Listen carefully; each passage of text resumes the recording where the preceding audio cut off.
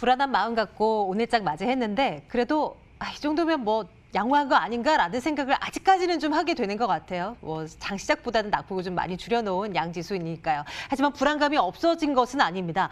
이런 부분들을 한번 챙겨볼까 하는데요. 오늘 시장을 이겨라 시간에서는 KB증권 김두원 연구원과 함께 글로벌 경제의 방향성 좀 전반적으로 좀 훑어볼까 합니다. 연구원님 어서 오십시오. 안녕하세요. 네, 안녕하세요. IMF가 세계 성장률 하향 조정한 거 이거 먼저 챙겨볼게요. 뭐 계속해서 내릴 수밖에 없는 그런 국면에 놓여 있는 것 같고 뭐 생각보다 더 안 좋을 가능성도 좀 점쳐지는 것 같기도 하고요. 어떤 평가를 내릴 수 있는지 좀 살펴주시겠어요? 네, 간밤에 IMF가 지난 4월에 이어서 2개월 만에 글로벌 성장률을 큰 폭으로 하향 조정했습니다. 수치적으로 보면 지난 4월 달에 글로벌 경제가 3% 역성장한 것으로 전망했었는데 이번에 마이너스 4.9% 성장률을 좀 더 낮추면서 1980년도 이후에 IMF가 프로젝션한 이후에 가장 낮은 성장률을 기록하기도 했습니다.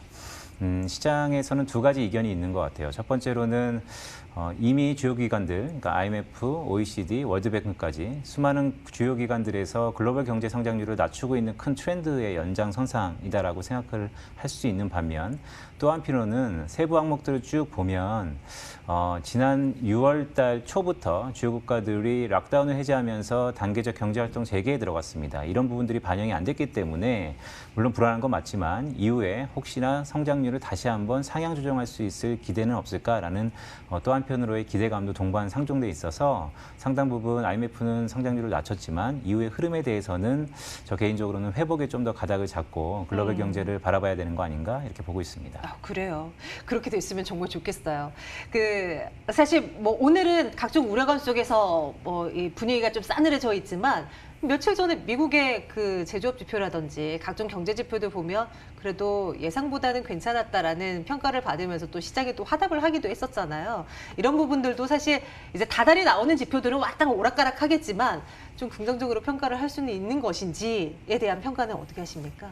지금부터는 심리 지표와 실물 지표 간의 차별화를 좀 더 주목해서 보실 필요가 있습니다. 네. 말씀드렸던 것처럼 단기적 경제활동 재개가 나타났기 때문에 그것을 반영한 심리 지표들은 꽤 회복에 대해서 무게중심을 이동하면서 지표가 상승 가능성이 높다라고 보고 있고요. 다만 IMF 전망에서 얘기했던 것처럼 팬데믹 이전의 기존 성까지의 실물 경기의 회복 속도는 상당히 더딜 가능성이 높기 때문에 심리 지표들은 기대감을 위해서 반영을 하지만 실물 지표들은 그것보다는 속도가 조금 더딜 가능성이 있다라는 측면에서 이제는 양자의 태길이라고 할 수 있겠죠. 저 개인적으로 봤을 때는 단계적 경제활동 재개가 들어갔기 때문에 심리 지표들의 반등, 개선, 회복세에 좀 더 무게를 두고 경제를 보자라는 말씀을 드립니다. 미국 쪽 지표를 계속 눈여겨보면서 시장은 좀 반응을 하고 있는 것 같아요. 미국의 고용 지표라든지 뭐 고용 지표가 사실 뭐 그 시장에 좀 영향을 주는 측면이 그 영향력이 좀 상당히 강한 그런 부분이 있는데 실업률에 대해서는 어떻게 좀 생각을 해봐야지 될지 물론 예측이 불가능합니다만은 그래도 좀 가이드를 주신다면 어떻습니까? 네, 말씀 주셨던 것처럼 미국의 고용 지표가 왜 중요하냐라고 하면 결국 미국 경제는 GDP에서 70% 이상이 소비이기 때문에 네. 그 소비를 트래킹할 수 있는 유일한 지표가 고용 지표다라고 할 수 있겠습니다. 그렇기 때문에 고용 지표가 매우 중요하다라고 할 수 있겠고 또한 팬데믹 이후에 우리가 교과서에서 배웠던 것처럼 가격에 플렉스러하게 반응했던 지표가 유일하게 미국의 고용 지표입니다. 실업률이 한순간에 급등했죠.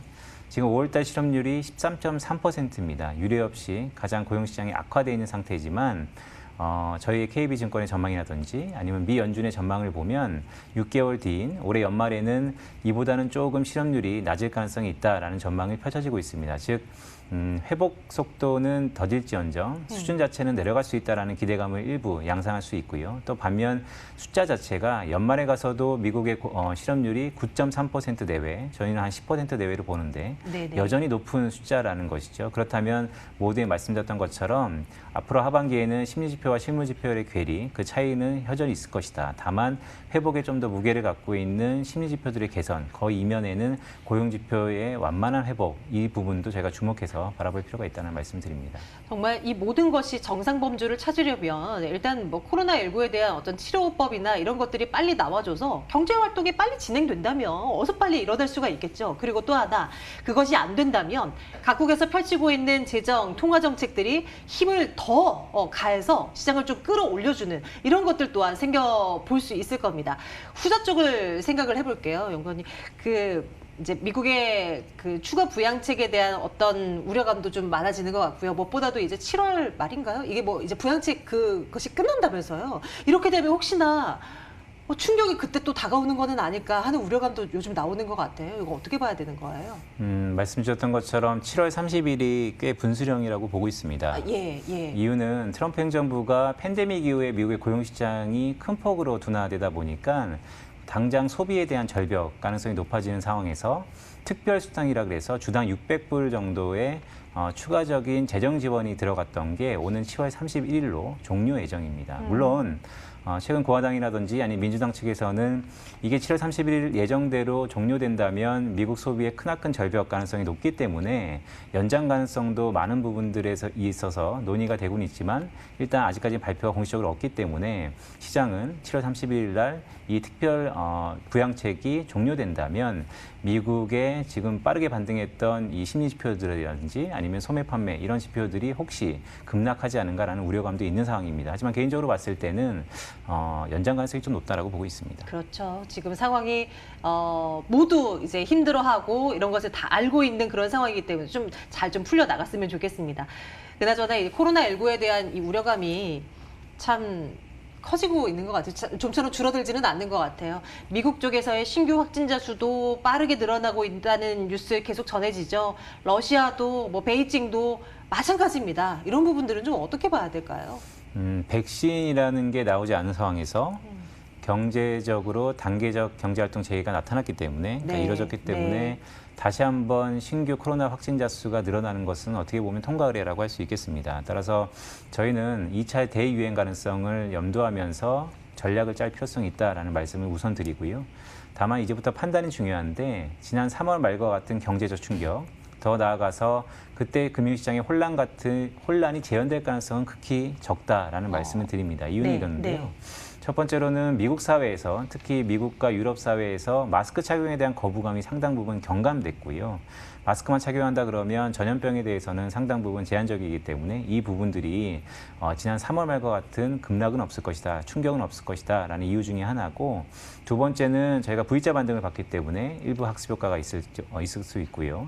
마지막으로는 조금 재원 조달이 여하치 않다라는 의견도 있지만 상당 부분 주요국들의 재정 공조에 대한 대응책이 마련돼 있기 때문에 이런 부분들을 감안해 봤을 때 대유행은 온다. 다만 지난 3월 말과 같은 충격과 시장의 대혼란은 극히 제한적일 것이다라고 보고 있습니다. 여기까지만 생각을 하면 차라리 그냥 뭐 간단할 수도 있어요. 그런데 여기 플러스에서 주요 변수가 또 있잖아요.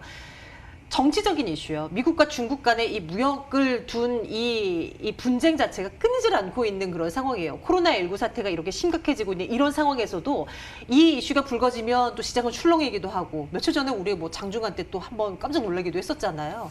이런 부분들.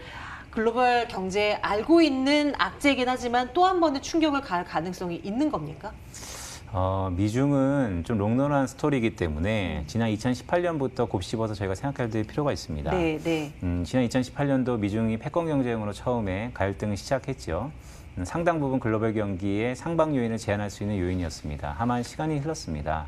상당 부분 학습 효과가 있다라고 보고 있고요. 따라서 연말 11월 3일 날 있을 미국의 대선과 결부될 수 있는 정치적인 이슈로 확대될 가능성이 있지만 그래도 파국은 없다라는 게 가장 큰 의미가 있고요. 중장기적인 흐름을 해서 하반기 내내 이 미중은 변동성 요인이지만 절대 그 가닥이 경제적인 파국을 이끌 정도의 불거질 가능성은 극히 제한적이다라고 보고 있습니다. 그렇다면 이 연구원님의 말씀을 다 집중을 해본다면 요약을 해본다면 미중 관련한 이슈도 분명히 우려스럽긴 하나 파국으로의 어떤 극단적인 선택이 나오지는 않을 것이다. 우리 경제의 충격도 코로나19로 인한 우려감이 있긴 하나 이전 3월처럼의 극단적인 충격이 또 시장에 가해지지는 않을 거다. 이런 전반적으로 좀 우리 마음 한켠은 좀 편안하게 좀 내려놔도 되는 것인지 좀 요약을 좀 해주십시오. 전체 그러니까 그림이 어떤지요? 네, 맞습니다. 그러니까 말씀 주셨던 것처럼 하반기 여러 가지 불안 요인들이 많습니다. 하지만 큰 흐름에서 보면 팬데믹 이후의 경제적 여파는 실질 GDP 2분기가 가장 최악일 거고요. 그 이후의 흐름을 보면 회복에 대해서 무게중심이 이동할 가능성이 높아 보입니다. 따라서 말씀드렸던 코로나 재발 아니면 미중무역 분쟁 이런 것들은 극히 파국은 아니다라는 거, 또한 지난 3월 말과 같은 충격은 없을 것이라는 것을 감안해 봤을 때 완만한 속도이지만 회복에 좀 더 무게를 갖고 하반기 글로벌 경제를 보는 게 좀 더 바람직한 전략이다라고 보고 있습니다. 네, 시장에 대한 이야기, 세계 경제에 대한 흐름 이야기를 나눠봤는데요. 그래도 이 안에서 또 우리는 또 희망을 또 찾고 있죠. 예, 오늘 KB증권 김도원 연구원과 함께 글로벌 경제 방향 한번 챙겨봤습니다. 연구원님 오늘 고맙습니다. 고맙습니다. 자, 시장 보면서 마무리를 할게요. 코스피는 낙폭을 막 쉽게 막 크게 줄이지는 못합니다. 여전히 1%대의 하락폭을 기록하고 있는 상태이고요. 코스닥 시장이 그래도 좀 힘을 내주고 있는 모습. 우리 장 초반에는 1% 이상의 하락을 좀 보면서 시작을 했잖아요. 지금은 0.59%의 하락이군요. 외국인과 개인 투자자들의 순매수가 일단 유입되는데 외국인은 아직은 좀 불안한 모습. 코스닥 시장 확인이 되고 있는 모습도 점검이 되고 있습니다.